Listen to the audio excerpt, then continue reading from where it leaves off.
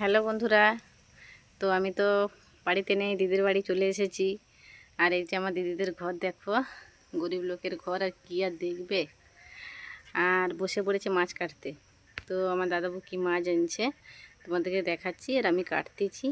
তো দেখো তো বলে দেখো, ভোলা মাছ। এটা আমরা তেলে ভোলা বলি, নদীর মাছ। এই যে আর একটা আছে, দুটো আনছে।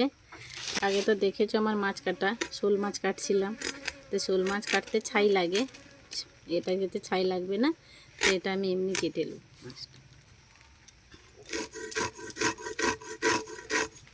এবার গালসাগুলো কেটে নেব। দাঁত কত বড়, হাতে লেগে যাবে।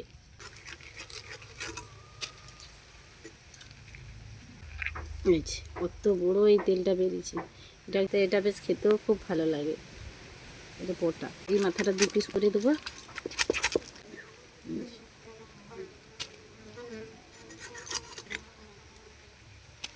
তো বন্ধুরা, আমার মাছ কাটা হয়ে গেছে।